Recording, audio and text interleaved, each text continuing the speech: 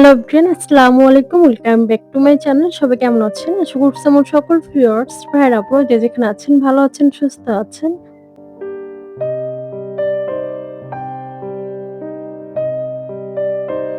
বরাবরের মতো নতুন একটি ভিডিও নিয়ে হাজির হয়ে গেলাম। আশা করছি ভালো লাগবে। অবশ্যই ভিডিওটা শেষ পর্যন্ত দেখবেন।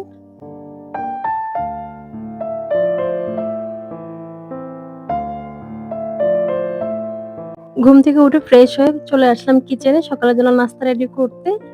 প্রত্যেক দিনের মতো একই কিন্তু নাস্তা। মাঝে, মাঝে হয়তো একটু ভিন্নতা হয় বাট প্রায় দিনে কিন্তু সে চা, পরোটা এগুলোই থাকে। তো আমার জন্য শুধু একটা শুকনো রুটি ভেজে নিলাম তেল ছাড়া। আর বাকি সবার জন্য হচ্ছে তেল দিয়ে দেন হচ্ছে পরোটার মতো করে ভেজে নেই ঝটপট করে। ওভাবে ডিরেক্টলি তো পরোটা বানাই না। জাস্ট রুটির মতো বানিয়ে দেন তেল দিয়ে ভেজে নিলে কিন্তু একটু পরোটার মতো হয়ে যায় ঝটপট করে একদম।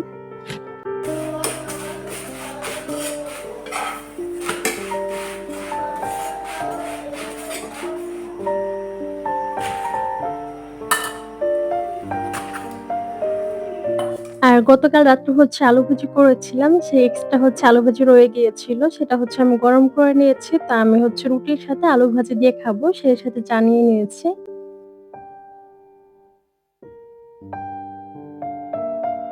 অ্যাকচুয়ালি ডায়েটের খাবারগুলা খেতে খুব একটা কিন্তু খারাপও না। খেতে কিন্তু বেশ ভালোই লাগে। শুধু একটু অভ্যাসের পরিবর্তনটা করতে হয়। আমরা যেটা রেগুলার খাবারলি খেয়ে থাকি, অয়েলি খাবার খুব বেশি একদম জাঙ্ক ফুড ওইসব খাবারগুলো কিন্তু একটু এভয়েড করতে হয়। প্লাস হচ্ছে একটু তেল জাতীয়, চর্বি জাতীয় খাবারগুলো কিন্তু কম খেলেই হয়। নরমালি বাসায় যেসব খাবার রান্না করা হয়, আমরা যেসব খাবার খাই সেগুলোই খেলেই হয় জাস্ট একটু পরিমাণে কম কিংবা হচ্ছে একটু তেল মসলা কম। তো এখানে হচ্ছে খুব সুন্দর সকাল টাইমে বাতাস আসতেছিল। তো এখানে বসে হচ্ছে সকালে নাস্তাটা কমপ্লিট করে নিলাম আর রুমের দিকে আর যাওয়া হয়নি।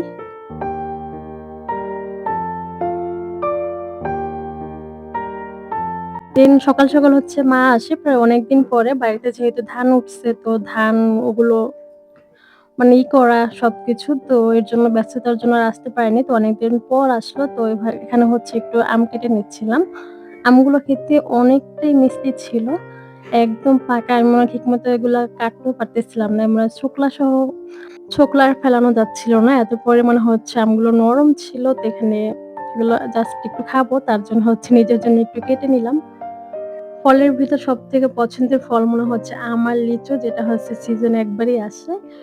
তো মেয়ে হচ্ছে ওই সাইডে গেছে। তো মা হচ্ছে ঘুরে, ঘুরে ওকে নিয়ে আসতেছিল। ও হচ্ছে রুমে একদমই থাকতে চাচ্ছিল না। ওকে আমার হচ্ছে দরজা আটকে দেন হচ্ছে রান্নাবান্না বাকি কাজ করতে হয়। নাহলে গেট খোলা পেলেই হয়েছে বাহিরে একদম একাই চলে যায়। একদম চোখে, চোখে নজরে, নজরে কিন্তু রাখতে হয়। আর বাহিরে কিন্তু দেখেন খুব সুন্দর একটা ঝলমলে রোদ উঠছে। মানে হঠাৎ করে বৃষ্টি আসে, হঠাৎ করে রোদ আসে।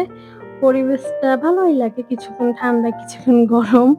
তো যাই হোক এরপরে যে বুড়ি হচ্ছে বাহিরে খেলাধুলো করে ঘেমে দেন ধুলাবালি মাখিয়ে একদম একাকার হয়ে আসছে। এরপর হচ্ছে তাকে গোসল করিয়ে দিয়েছি, শ্যাম্পু করিয়ে দিয়েছি। এখন চুলগুলো একটু সাইডে ক্লিপ দিয়ে বেঁধে দিয়েছি। বড় ক্লিপ দেওয়া যায় না। একদম দেখা গিয়েছে ছুটিয়ে ফেলে দেয়। আর এগুলো দেখেন সবকিছু অগোছালো করছে। এই চুড়ি দুটো খুব শখ করে কিনে দিয়েছিলাম সেই যখন ওর বয়স ৭ থেকে ৮ মাস হবে। এত সুন্দর মানে চুড়ি দুটো অনেক সুন্দর ছিল। প্রাইসটাও একটু বেশি নিয়েছিল। যেহেতু কোয়ালিটি খুব ভালো ছিল বাট একদিনও তাকে পরাতে পারিনি। মানে হাতে দিলেই হয়েছে আর একদম কান্নাকাটি করে দেন ছুটিয়ে ফেলে তো রেখে দিয়েছি। যদি বড় হয়ে যদি কখনো পড়তে চায় তখন হচ্ছে পরিয়ে দেব। অ্যাকচুয়ালি মেয়ে বাচ্চাদের অনেক সুন্দর, সুন্দর জিনিস যেগুলো কেনার পর দেখা যায় পরানো যায় না। ওকে আমি জুতা ঠিকমতো পরাতে পারি না। জুতা পরা দেখলে কান্না করে তো কি আর করার। এরপর এই যে দুপুরের জন্য রান্নাবান্নার প্রিপারেশন রান্নাবান্না করে নিচ্ছিলাম। এখানে তেলাপিয়া মাছ দেন হচ্ছে সরপুঁটি মাছ এগুলো ছিল। এগুলো দিয়ে হচ্ছে আমি শাক রান্না করব। মা হচ্ছে পুকুর থেকে এই মাছ নিয়ে আসছিল। প্লাস হচ্ছে পুঁই শাক, দেন পাট শাক, বিভিন্ন রকমের শাক, আম অনেক কিছু নিয়ে আসছিল। তো এই মাছ দিয়ে হচ্ছে আমি শাকটা রান্না করব। যেহেতু নিজেদের শাক ছিল, নিজেদের তো এগুলো কিন্তু তিতা লাগে না। বাজার থেকে যেগুলো কিনে নিয়ে আসি ওগুলো কিন্তু মাঝে, মাঝে তিতার জন্য খাওয়াও যায় না। তো যাই হোক এরপর হচ্ছে যে বাচ্চাদের জন্য ওরা যেহেতু ওই মাছ খাবে না, ওদের জন্য হচ্ছে আবার এক্সট্রা করে একটু পাঙ্গাস মাছ ভুনা করে নিলাম। তো ওটা হয়ে গিয়েছে আর এটা হচ্ছে যে কষিয়ে এখন হচ্ছে শাকগুলো দিয়ে দিচ্ছি। আমার হচ্ছে পুঁই শাকটা বেশ ভালো লাগে। পুঁই শাক, লাল শাক এগুলো যদি মাছ দিয়ে রান্না করা হয় একটু শুকনো, শুকনো করে খেতে কিন্তু খুবই ভালো লাগে। মানে ভাজির থেকে মাছ দিয়ে রান্না করলে খেতে বেশি পরিমাণের মজা হয়ে থাকে।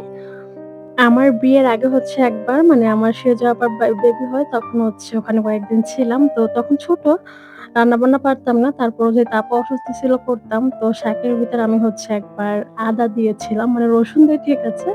বাট আমি হচ্ছে শাকের ভিতরে ওই টাইম আদা দিয়েছিলাম। তারপর বুঝতে পারলাম যে শাকের ভিতরে হচ্ছে অ্যাকচুয়ালি আদা দিতে হয় না। তো এখন রান্না করতে, করতে এটা হচ্ছে মনে পড়ে গেল। তো যাই হোক দুপুরে খাওয়া-দাওয়ার পরে এখানে হচ্ছে আবার একটু আম কেটে নিয়েছি। মেয়েকে হচ্ছে খাওয়াবো। এটা একদম পিউরি করে হচ্ছে খাওয়াতে হবে নাহলে খেতে চায় না। তো জাস্ট একটু স্লাইস করে আপাতত কেটে নিলাম। তারপর হচ্ছে চামিচ দিয়ে পিউরি করে দেন হচ্ছে খাওয়ানো হবে। বাট দেখেন সে হচ্ছে ওই যে সন্ধ্যা হয়ে গিয়েছে এখনো বাহিরে হচ্ছে ঘুরঘুর করতেছিল। মানে দরজা খোলা পেলেই হয়েছে। যাই হোক এরপরে যে আমার জন্য হচ্ছে একটু সন্ধ্যার পরে ১ কাপ কফি বানিয়ে নিচ্ছি। আমার হচ্ছে কফিটা শেষ হয়ে গিয়েছে। ফার্স্ট যখন কফি খাওয়া শুরু করেছিলাম তখন প্রাইসটা একদম ঠিকঠাক ছিল। বাট এখন মনে হচ্ছে সবকিছু বিক্রি করে দেন হচ্ছে কফি খেতে হবে। এত পরিমাণে হচ্ছে প্রাইসটা বেড়ে গিয়েছে কফির। ছোট কফির বোতলের জারও কিন্তু অনেক বেড়ে গিয়েছে।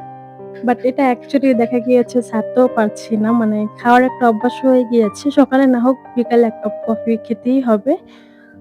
তো সাথে হচ্ছে একটু বই নিয়ে নিচ্ছি। বসে, বসে একটু কফি খাবো। সাথে বই পড়বো কিনা পড়বো। বাট বাচ্চাদের জন্য মেয়ে আছে ওভাবে কিন্তু পড়াও যায় না। একটু রিল্যাক্সিং দেন হচ্ছে নিরিবিলি থাকে তখন হচ্ছে পড়লে ভালো লাগে। বাট হইচই হুল্লোড় এইসবের ভিতর বইও কিন্তু পড়া যায় না। আর সেই সাথে যেহেতু ছেলের এক্সাম ছিল সে হচ্ছে পড়তে বসছে। অলরেডি কিন্তু ৩ টা শেষ হয়ে গিয়েছে। আর কয়েকটা ৫-৬ টার মতো আছে। এক্সাম শেষ হলে তখন হচ্ছে মনে হয় কোরবানির বন্ধ দিয়ে দিবে। তো যাই হোক আজকের মতো ভিডিওটা এখানে শেষ করে দিচ্ছি। সবাই ভালো থাকবেন, সুস্থ থাকবেন। আবার নেক্সট ভিডিওতে দেখা হবে। আল্লাহ হাফেজ। আসসালামু আলাইকুম অ্যান্ড থ্যাংকস ফর ওয়াচিং।